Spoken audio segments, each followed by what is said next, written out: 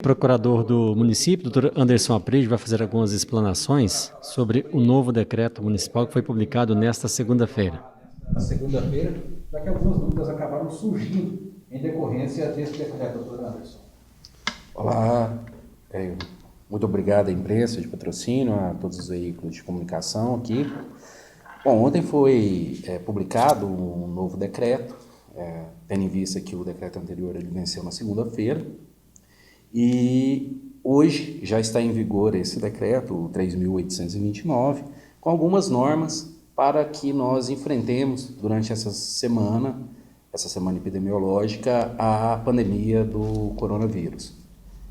Dentre as normatizações que foram colocadas no decreto, a gente quer destacar que o toque de recolher às 21 horas e pedir também à população, a todos aqueles patrocinenses, que tenham consciência, que entendam que a gente está passando por um momento difícil, que isso é geral no mundo inteiro e que precisamos da conscientização de todos para que possamos avançar com saúde e conseguir superar essa pandemia.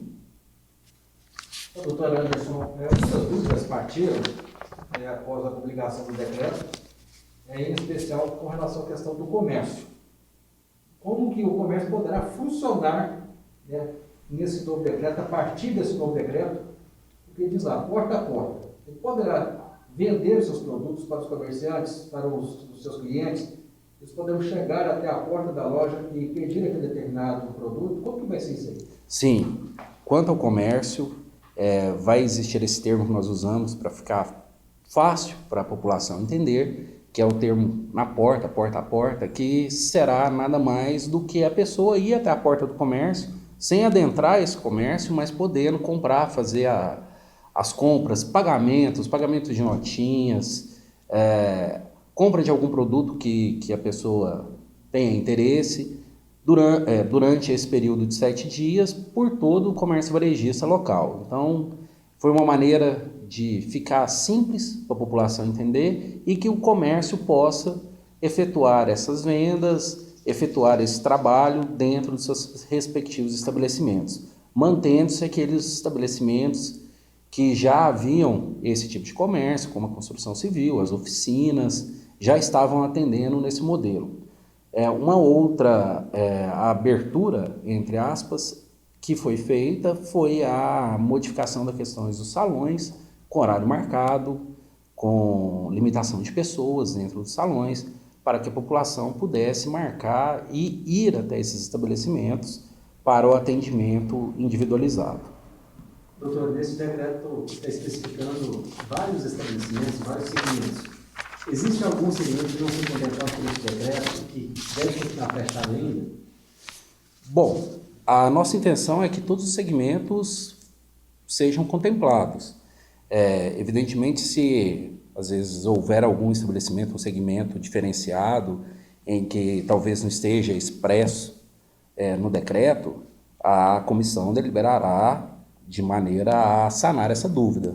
Mas a nossa intenção foi de colocar sim todo o segmento, até porque no final as empresas ou vão ser empresas, indústrias, empresas de prestação de serviço ou empresas do ramo varejista. Então, acho que nós contemplamos todas as classes, todos os comércios locais e tentamos ser o mais práticos possível para que a população, para que o comerciante, para que o empresário entenda e verifique que a simples leitura do decreto, quais são as normas a serem seguidas. Dr. Anderson, Fernando Castro, difusor 98, o que explica a decisão do município por reduzir o período de duração do toque de recolher, que antes começava às 8 da noite e agora passou para as 9. Em razão, boa tarde, difusora, em razão do período para que as pessoas possam se deslocar para aqueles que estão trabalhando em regime necessário, essencial, possam se deslocar até os supermercados para que não haja aglomeração nos supermercados no período até as 18 horas e que possa estender um pouco o funcionamento dos hipermercados e supermercados até as 20 horas. O intervalo das 20 às 21 para que as pessoas e os empregados desses estabelecimentos se deslocam até as suas residências. Então, por isso, o município estendeu para que não haja uma aglomeração em um período menor. Com mais tempo para a pessoa ir no supermercado, a tendência é que haja menos aglomeração, inclusive uma recomendação dos técnicos do Comitê do Covid. Surgiu algumas dúvidas também, porque o toque de recolher passou para um horário, né, e a questão do delivery chega às 8 horas da noite. Independente desse toque de recolher ou desse horário de funcionamento do comércio, ele pode fazer um delivery normalmente, né, a partir de 20 horas. Mesmo que esteja no toque de recolher, os estabelecimentos que vão ter delivery, que são aqueles de comida, eles poderão fazer o delivery normalmente, mesmo durante o toque de recolher. É bom a gente frisar que o toque de recolher, ele não é uma medida punitiva, ela é uma medida de conscientização da população. O toque de recolher, ele tem nos ajudado a conscientizar a população de que as aglomerações são um grande causador da pandemia do coronavírus, da expansão da pandemia. Doutor, o senhor Mário, que é presidente do CID Bebidas do Estado, se posicionou contrário em relação a essa proibição de venda de bebidas, né, dizendo que o setor está muito prejudicado e que aconselhou uma fiscalização maior da prefeitura. De que forma que o senhor vê isso, o posicionamento desse sindicato também, ele dizendo que se tivesse uma fiscalização maior, de repente, talvez poderia continuar o comércio das bebidas?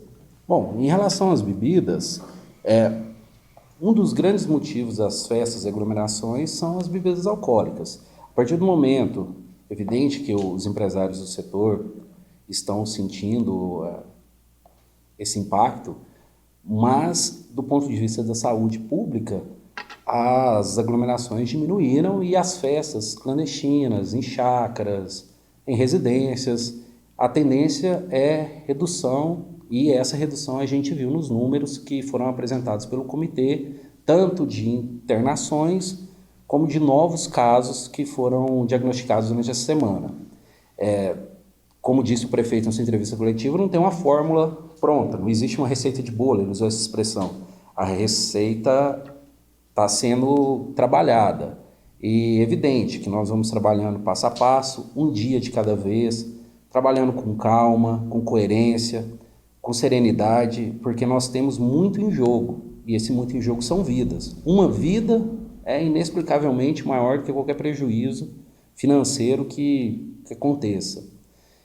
E nós precisamos preservar as vidas, precisamos preservar a saúde das pessoas, precisamos preservar os nossos cidadãos de Patrocínio para que a gente possa passar com esse desafio muito gigante, imenso, que o mundo inteiro está tendo e que Patrocínio não é diferente, não é uma ilha fora do Brasil, a gente está inserido sim no Brasil, Minas Gerais, região do Triângulo Norte, onde é a pior região hoje, a região de Uberlândia, que é a nossa, vamos dizer assim, nossa regional de saúde, é uma das piores regiões no Brasil, região de Uberlândia. Não estou falando de Patrocínio. Patrocínio está lutando com suas armas, com recursos próprios, com investimento do prefeito municipal da Aeromarra, para que a população de Patrocínio tenha o melhor da saúde para todos. Doutora, sensível diminuição dos casos ativos de Covid-19 em Patrocínio tem alguma relação com a liberação da prática de atividades físicas em locais públicos? Não entendi. Se a diminuição... A sensível diminuição dos casos ativos de Covid-19 em Patrocínio tem relação com a liberação da prática de atividades físicas em lugares públicos, como ruas e avenidas antes proibidas? Eu acredito que a diminuição dos casos de Covid nessa última semana, tanto dos atendimentos que foi nos passados na reunião do comitê, ela se deu a todo um conjunto de medidas que foram colocadas e a uma conscientização da população. Eu acho que uma medida isolada, evidente que a medida, quando foi tomada, de diminuir as aglomerações, diminuir o número de pessoas na rua, elas vieram junto com um conjunto de medidas tomadas pelo governo municipal para evitar que os casos continuassem a subir. Então, eu acho que o conjunto, não sou técnico, não sou médico, não sou infectologista, mas o conjunto de medidas tomadas pelo município, pela administração municipal, esse conjunto de medidas que fez com que os casos diminuíssem. Algo mais a destacar, doutor? Queria falar das multas. É gravado? Com relação a essas multas, se o senhor quiser fazer alguma explanação? Não, o decreto está em vigor, temos um artigo específico de punições em relação ao não cumprimento do decreto, e essas punições não são punições para a população, na verdade é uma maneira de fiscalizar, da gente tentar trabalhar com a conscientização das pessoas e pedir ao patrocinense novamente.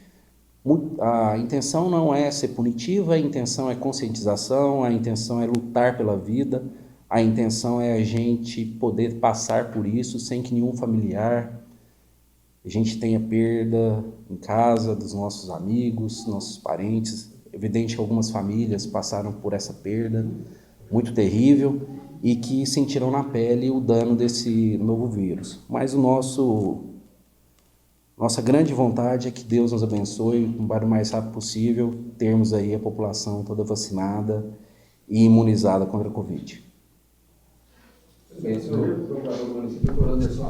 Muito bem, procurador do município, doutor Anderson Aprejo, em entrevista coletiva esclarecendo sobre o decreto municipal. Módulo FM, informação com credibilidade.